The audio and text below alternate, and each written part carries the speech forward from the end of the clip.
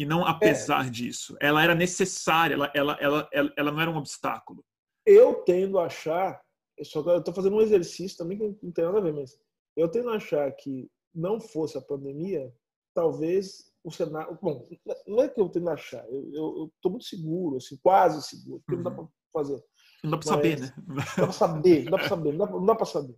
Mas a questão é, mas a gente pode fazer uma aposta assim, com bastante chance, uma probabilidade de acerto, de que a pandemia ela desorganizou completamente o jogo político que estava sendo planejado, tal. Ela colocou variáveis que não estavam presentes, né? Enfim, toda essa doideira aí que a gente está vendo. E o capitalismo, então, assim, né? O capitalismo. Assim, eu gosto muito. O Will Althusser, ele tem uma na última fase da obra dele, né? Ele vai falar do materialismo do encontro, né? Porque ele vai dizer, o capitalismo ele não é só planejamento, o capitalismo é contingência. Você tem as contingências, cara. Que história é essa? Ou seja, não é só produto de mentes que planejaram, você tem uma série de questões que vão se... É por isso que você tem justamente o Estado e o direito, porque o Estado, o direito e também a ideologia e aquilo que a produz são formas de você amarrar, né? Você amarrar esse arcabouço de contradições que o capitalismo produz, na sua sociabilidade, que é uma sociabilidade de conflito, de divisão, divisões que não podem não ser divisões. Tem que haver divisão. Divisão de classe, essas classes em grupos. Esses grupos têm que estar atomizados em indivíduos, né? Com subjetividades também que funcionam como liberdades, que vão ser reguladas pelo direito. Então, veja, é uma dinâmica conflitiva da vida, que tem, portanto, que funcionar, né? Com a produção pontual de consenso, por exemplo, com o direito, né? Aí o Estado juiz, tá, que vai habitar o conflito, né? Enfim, aí você tem também a ideologia, a moral, os bons costumes, religião, que vão, né? Só que tem uma hora que isso aí dá ruim, né? Como a gente tá vendo agora. Vence, né? Vence, né? Venceu. E aí, só que eu falo, a história não está dada. Pode ser que haja a possibilidade de uma... E foi assim, né? Durante muito tempo, de uma reorganização desse sistema. Por isso que eu tenho dito o seguinte, sabe o que eu tenho dito? O pessoal está falando assim, pegando o racismo. O racismo tem influenciado a maneira com que a pandemia... Eu falo que é o contrário. É a pandemia que tem determinado como o racismo vai se organizar.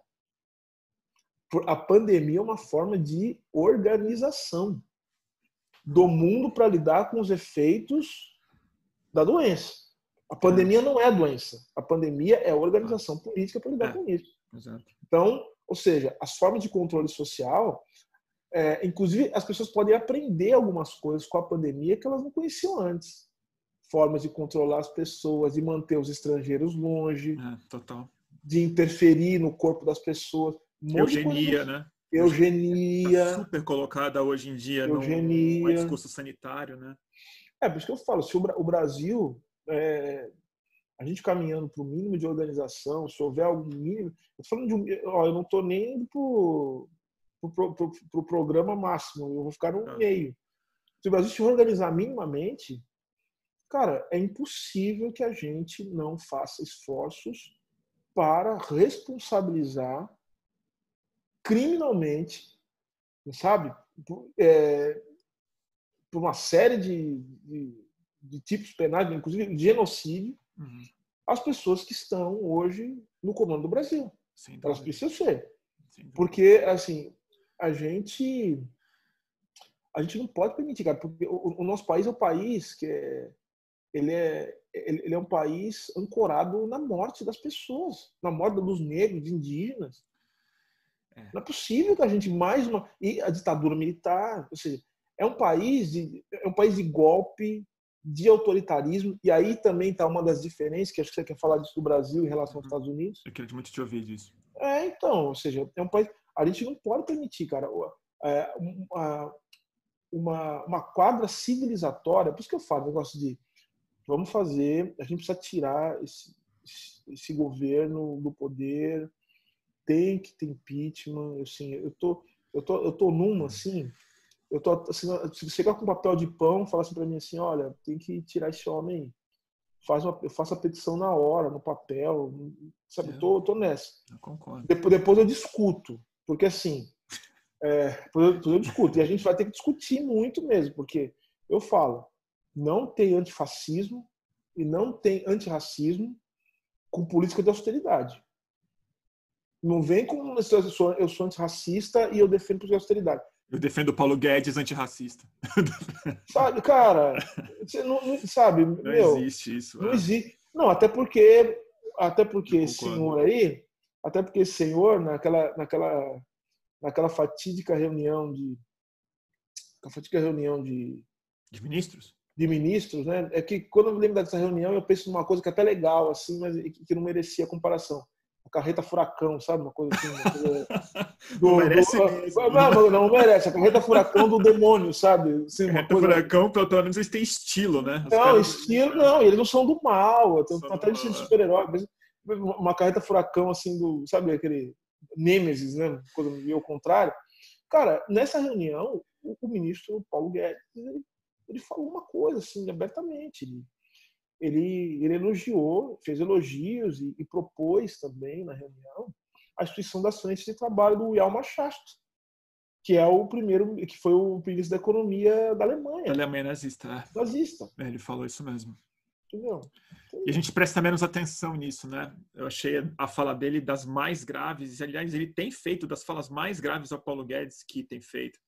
Ele fez uma que eu achei profundamente racista, que foi recentemente ele falou que vai ter que reduzir o salário do auxílio emergencial, porque se as pessoas ficarem com R$600, que é o auxílio emergencial por muito tempo, elas vão se acomodar e não vão mais trabalhar, não vão querer mais trabalhar.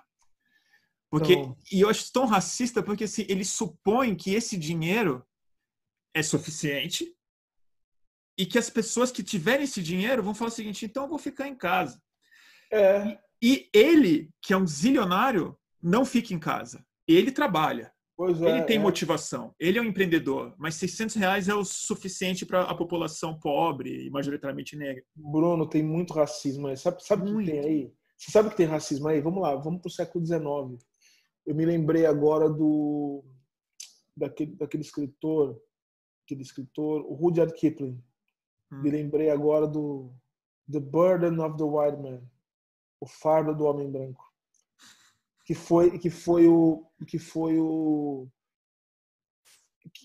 é o poema do Kipling que simboliza muito o que foi o colonialismo, sabe? Ou seja, que os brancos eles têm a missão de carregar nas costas em rumo à civilização os primitivos, sabe? Então o fardo tem das outras raças, né? O fardo das outras raças atrasadas e tal, enfim, nós vamos e aí totalmente Paulo Guedes isso. Né? Aí quando você vai aí é por isso que tem muita gente falando o seguinte, falando que de certa maneira o ultraliberalismo, não é de certa maneira, só você ler os textos, né? Os textos do Mises, enfim, você vai ver que esses sujeitos todos eles têm um flerte, mas muito próximo, não é nem flerte, né? Eles transam, né? Com o darwinismo social. Sem dúvida. O darwinismo social, porque é a única coisa que explica o fato de que outras pessoas não podem ocupar a posição que eles ocupem, mesmo que eles sejam absolutamente incompetentes, como eles têm se demonstrado. Você entendeu? Então não tem explicação, a não ser dizer o seguinte, olha, eu posso fazer tudo errado, mas pelo menos eu sou branco. E como eu sou branco, eu pelo menos sei que eu errando vou errar menos do que se o preto estivesse aqui. Então não tem outra explicação, cara. Então, ou seja, a situação é muito, muito grave, assim, cara, e eu acho que a gente vai ter que, em nome da civilização, a gente vai ter que mostrar, inclusive, essa sutileza que a gente está falando agora. Ou seja, por isso que eu falo racismo estrutural, mais uma vez. A defesa de certos projetos econômicos, de certos modos de organização da vida econômica, são intrinsecamente racistas. Porque elas vão exigir uma espécie de eliminação de certas pessoas ou de grupos. E aí a escolha vai ser dada, logicamente, pelo racismo. Então, assim, se defender a austeridade, porque, note, a oposição que se dá hoje, né, assim, para a posição contra o Bolsonaro, é uma posição que, de alguma maneira, tem um problema estético com o Bolsonaro. Porque, note, o problema que muita gente tem com o Bolsonaro não é ético, não é nem ético. Né? É estético. E não é um problema estético, porque é um sujeito,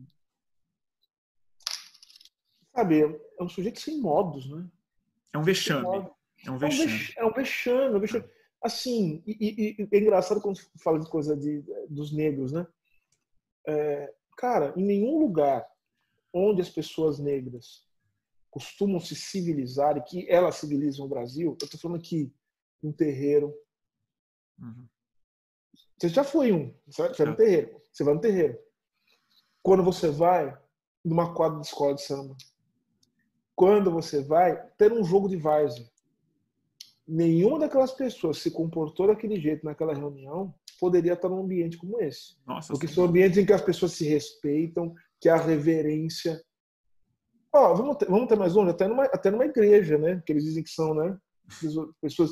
o pobre, o cara pobre miserável vai na igreja, ele coloca o seu melhor terno amarrotado, tal, não sei o quê, aquela coisa toda. Não é que esses ternos filmes que eles usam, mas é a melhor coisa que o sujeito tem, ele se apresenta bem. Então, ou seja, tem uma parte da elite brasileira que tem um problema estético, não um problema ético, e muito menos um problema econômico. Porque se eles pudessem manter a pauta econômica mais de maneira, vamos dizer assim, civilizada, o que é impossível, eles certamente optariam. Então, por isso que eu falo, vai dar muita confusão ainda, cara. Muita confusão. Porque a questão é a seguinte, vamos tirar o sujeito, mas desde que nós escolhamos quem é que vai estar no poder. Isso é super importante. E eles vão usar muito a pauta das identidades. Pode ter certeza. E de que forma você acha? De que forma? É simples, você trocar uma palavra. Você propõe você propõe política de austeridade, só que do lado você coloca empreendedorismo. Né? Sabendo que as pessoas... Porque tem uma ideologia do empreendedorismo. Não estou dizendo que o empreendedorismo não é uma coisa que não pode ser feita, que não tem gente séria que faça. Claro. Só olhar para a China, por exemplo, né, como é que está sendo feito essa coisa do empreendedorismo. É outra história. Né?